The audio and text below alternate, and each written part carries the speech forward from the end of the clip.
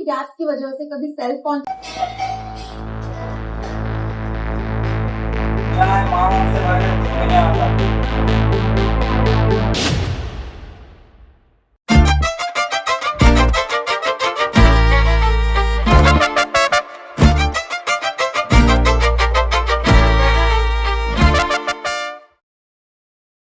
चौबीस साल का अर्जुन, सपने उसके बहुत बड़े हैं। करियर में आगे बढ़ना, खूब पैसे कमाना, एक अच्छी और फिट बॉडी बनाना और अपने पेरेंट्स को वो लाइफ देना जो वो डिजर्व करते हैं। पर आंखें स्क्रीन पे चिपकी हुई हैं। हर एक नई स्क्रॉल के साथ वो अपने दिमाग को इस तरीके से वीक कर रहा है जिससे जो सपने उसने खुद के लिए और अपनी फैमिली के लिए देखे थे वो कभी पूरे नहीं कर पाएगा। But is there a way out? This is Arjun story और it could be yours. In the next 2 minutes हम अर्जुन की स्टोरी के थ्रू ये समझेंगे कि कैसे सोशल मीडिया हमारे दिमाग को धीरे धीरे कंट्रोल कर रहा है। Spending hours scrolling mindlessly through social media platforms, does that sound like you? Well, chances are you might be suffering from what's being called brain rot. और सिर्फ कुछ प्रैक्टिकल सॉल्यूशंस का यूज करके कैसे इससे इजीली बाहर निकला जा सकता है। हमारा अटेंशन स्पैन ऐसा हो चुका है कि 90% से ज्यादा लोग कोई भी लॉन्ग फॉर्म वीडियो एंड तक नहीं देखते। पर ये वीडियो डिफरेंट है। इसे मैंने एक चैलेंज की तरह फॉर्मेट किया है। हर सेक्शन एक लेवल है और अगर तुम लास्ट लेवल तक पहुंच गए तो मैं प्रॉमिस करता हूं तुम्हारा फोन तुम्हें नहीं, तुम अपने फोन को और अपनी लाइफ को कंट्रोल करोगे। And also at the and I will give you something which will be a small contribution from my side in your journey of freedom. So let's start with level 1। सुबह उठते ही phone, रात को सोने से पहले phone, हर खुशी में phone पर स्टेटस लगाना, हर उदासी में फोन पर कोट्स लगाना। ऑफिस जाने के रास्ते में भी अर्जुन के हाथ में मोबाइल है।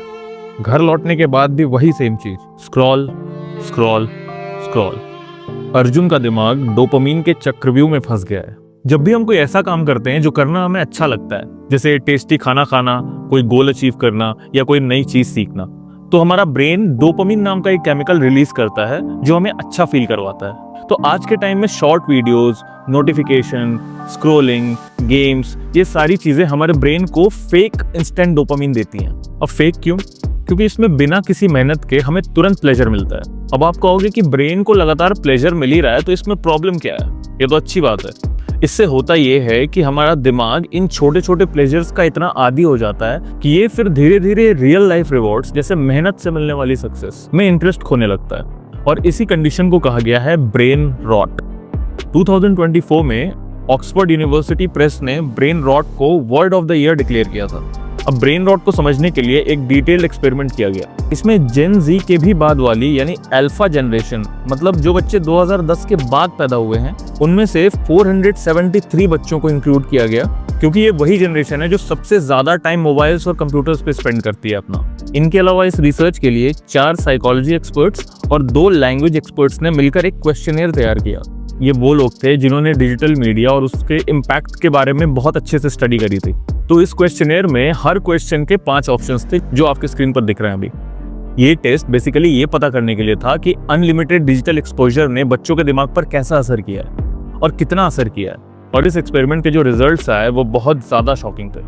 जिन बच्चों का screen time on an average 5 hours per day या उससे ज्यादा था, उनमें कई प्रॉब्लम्स थी जिन्हें 4 अलग अलग फेजेस में एक्सप्लेन किया गया है, जो सिर्फ उन बच्चों को नहीं, हर एज ग्रुप के इंसान को समझने की बहुत जरूरत है।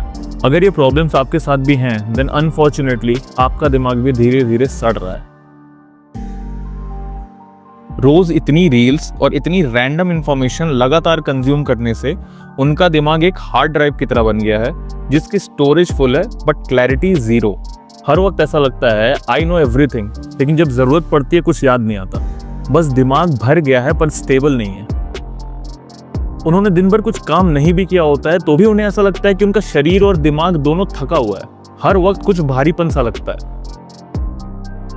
यहां से प्रॉब्लम और डीप होती है। वो देखना छोड़कर बनने लगते हैं, यानी जो ट्रेंड में है वही बोलना, वही करना और वैसा ही दिखना। उनकी ओरिजिनलिटी अब कहीं पीछे छूट चुकी है। फेज 4 सबसे खतरनाक है। उन्हें उन लोगों से बात नहीं करना होता जो सामने बैठे हुए हैं, बल्कि वो उन लोगों में ज्यादा इंटरेस्टेड होते हैं जो स्ट्रेंजर्स हैं और जो उन्हें रील्स पर दिख रहे हैं। ना उन्हें रियल खुशी महसूस होती है और ना गम। More impressionable to like what I'd see, and I was definitely more down on myself. People with the unimaginable bodies that are all fake. Perfect. all fake and perfect, and it's like, why can't that be me, you know? अगर phone पास में नहीं है तो anxiety होती है, ऐसा लगता है जैसे जान ही निकल जाएगी। सुबह उठते ही सबसे पहला हाथ फोन पर जाता है। अर्जुन सोचता है वो कंट्रोल में है, पर असल में कंट्रोल एल्गोरिदम के हाथ में है। आपको ये समझने की बहुत जरूरत है कि ये एप्स डिजाइन ही ऐसे हुए हैं कि आपका ध्यान 1 मिनट के लिए भी ना छूटे। जब हम इंस्टा पर रील स्क्रॉल करते करते थक जाते हैं तो हम जाते हैं यूट्यूब पर कि 10 मिनट के लिए यूट्यूब पर वीडियोस देख लेते हैं। यूट्यूब से मन भरता है तो फेसबुक, और कई बार तो ऐसा होता है कि हम इंस्टाग्राम बंद करते हैं और वापस हम इंस्टाग्राम पर ही क्लिक करते हैं, जिसे हमने अभी अभी बंद किया था।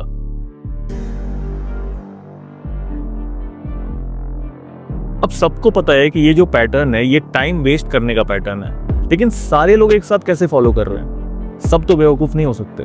तो फिर सब कुछ जानते हुए लोग ऐसा करते क्यों हैं? ऐसा इसलिए होता है क्योंकि ये कंपनीज दिन रात अपना ढेर सारा पैसा लगाकर दुनिया के बेस्ट एक्सपर्ट्स को हायर करती हैं, जो लोग दिन रात इसमें लगे रहते हैं कि इन एप्स को किस तरीके से डिजाइन किया जाए कि आपका ज्यादा से ज्यादा टाइम वेस्ट हो, क्योंकि आप जितना ज्यादा इन एप्स के साथ चिपके रहोगे उतना ज्यादा इन कंपनीज को फायदा है। तो आप सोच के देखिए कि कितना ईजी है इन कंपनीज के लिए करोड़ों लोगों का टाइम वेस्ट करना अपने फायदे के लिए।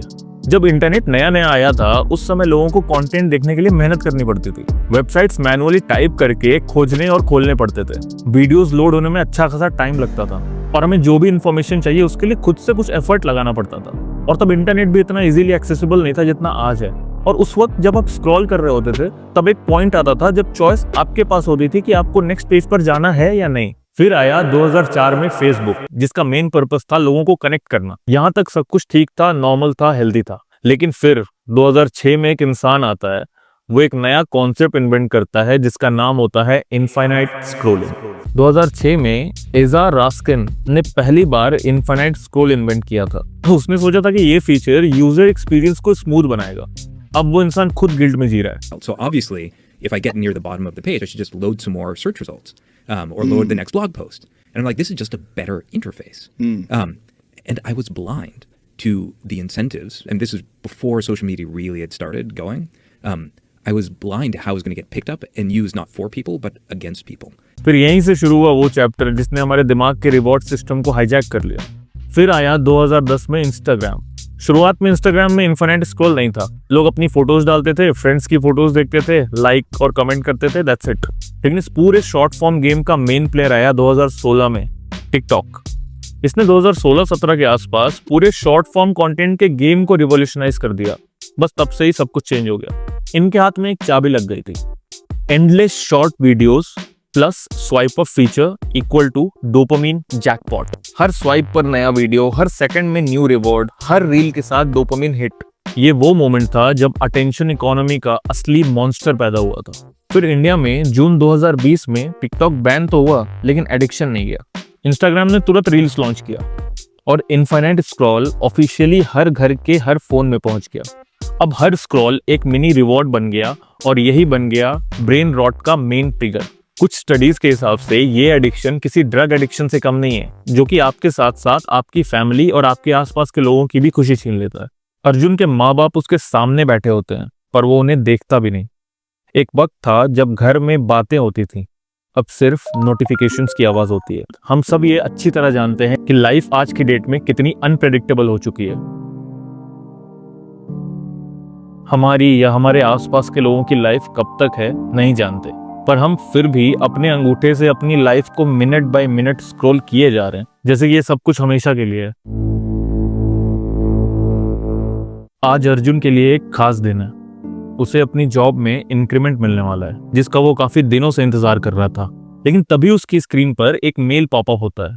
We would like to inform you that this year the company has decided not to grant increments to any employee. वो काफी अपसेट होता है।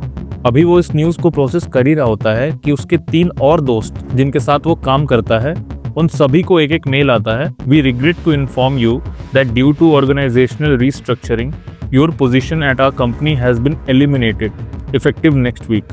उसके टीम के 3 खास दोस्तों को कंपनी से ले ऑफ किया जा चुका है। अब अर्जुन का दिमाग खराब होता है। वो बहुत डरा हुआ है। वो ये सोच रहा है कि अगर उसके साथ भी कंपनी ऐसा कर दे तो उसने अपने लिए ऐसे क्या बैकअप प्लान्स बनाए हैं, ऐसी क्या स्किल्स डेवलप करी हैं जो उसके ऐसे बुरे वक्त में साथ देंगी। और जवाब आता है 0, कुछ भी नहीं। अर्जुन, अर्जुन खाना खा लो। अर्जुन बेटा खाना खा लो। अर्जुन।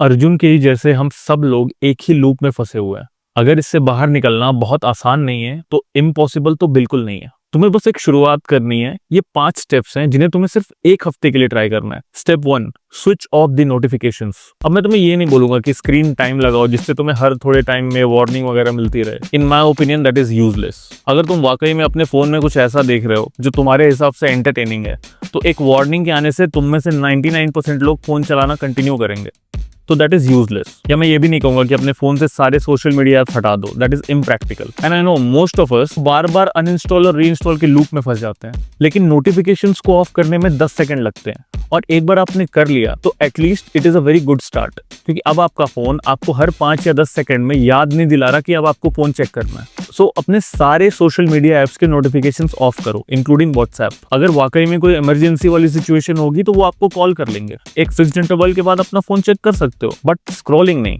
स्टेप 2 है step away from meaningless short form content by training your algorithm. Short form content ने और सोशल मीडिया ने जो हमारे ब्रेन पे सबसे खराब असर किया है वो है हमारे डोपामिन सिस्टम को बिगाड़ना और हमारे अटेंशन स्पैन को कम करना। अगर मैं आपसे पूछूं कि लास्ट टाइम आपने कब 1 घंटे की वीडियो लगातार देखी थी, या लास्ट टाइम आप कब बोर हुए थे, क्योंकि जब भी आप बोर होते हैं आप फोन उठा लेते हैं। हमें सबसे पहले शॉर्ट फॉर्म कंटेंट, या ऐसे कहूं कि मीनिंगलेस शॉर्ट फॉर्म कंटेंट से दूर रहना होगा। मैं बताता हूं कैसे। सबसे पहले इस वीडियो के खत्म होते ही आप अपने इंस्टाग्राम के सेटिंग्स में जाओगे। वहां आपको कंटेंट प्रेफरेंस नाम का एक ऑप्शन मिलेगा। आपको उसके अंदर जाना है और रीसेट सजेस्टेड कंटेंट पे क्लिक करना है। ये आपके इंस्टाग्राम अकाउंट के एल्गोरिदम को रीसेट कर देगा। जिस तरीके से एल्गोरिदम आपको इस दलदल में धकेल चुका है, वैसे ही आप उसी एल्गोरिदम को यूज कर सकते हैं उससे बाहर निकलने के लिए। वो आपको क्या दिखाएगा ये आपकी चॉइसेस पर ही डिपेंड करता है। अगर आप ढंग का कंटेंट देखना चाहोगे तो इंस्टाग्राम आपको ढंग का ही कंटेंट दिखाएगा। फिर उन क्रिएटर्स को अनफॉलो करो जो आपकी लाइफ में कोई वैल्यू ऐड नहीं कर रहे, और उन लोगों को फॉलो करो जिनसे आपको कुछ सीखने को मिले। Even for entertainment you choose your artist wisely, जो आपको रियल फनी कंटेंट देते हैं, ना कि व्यूज पाने के लिए कुछ भी क्रैप करते हैं। और चांसेस है कि ये सब करने के बाद भी आपकी फीड में कुछ ना कुछ बकवास आती रहेगी हर थोड़े थोड़े टाइम पर। तो उसके लिए इंस्टाग्राम में नॉट इंटरेस्टेड का ऑप्शन दिया हुआ है। बट अगर आपको वो भी नहीं करना तो आप इतना करें कि जो कंटेंट आपको नहीं देखना है उसको विद इन अ सेकंड आप स्वाइप अप कर दें। इससे इंस्टाग्राम को ये पता चलेगा कि आपको इस कंटेंट में या इस टाइप के कंटेंट में कोई इंटरेस्ट नहीं है। Step 3, increase your attention span. अगर मैं कंपेयर करूं तो long form content is still far better than short form. जब आप शॉर्ट फॉर्म की जगह लॉन्ग फॉर्म कंटेंट ज्यादा से ज्यादा कंज्यूम करोगे तो उससे धीरे धीरे आपका अटेंशन स्पैन वापस आएगा। आपकी जो एक कंटेंट से दूसरे कंटेंट पे जंप करने की पिछले 5-6 सालों से जो आदत लगी हुई है वो धीरे धीरे सुधरेगी। So watch long form content, और शॉर्ट फॉर्म कंटेंट वाले ऐप्स को अपने फोन के किसी ऐसे कोने में रखो जहां तक जाने में थोड़ा एफर्ट लगे। और एफर्ट की आदत तो वैसे ही हिली हुई है आपकी, तो ऑटोमेटिकली आप कम जाएंगे उधर। ऐसा नहीं कि फोन का लॉक खोला और सामने इंस्टाग्राम एकदम पिंक कलर वाला। सोशल मीडिया के चलते एक और बहुत ही खराब चीज हुई है, और वो ये है कि रीडिंग से और बुक से हमारी दुश्मनी हो चुकी है अब। You know, people who are very successful they don't binge watch, they binge read. So bring the good old days back and start reading some good books. You can start with famous books like Atomic Habits, Think and Grow Rich, Rich Dad Poor Dad, etc.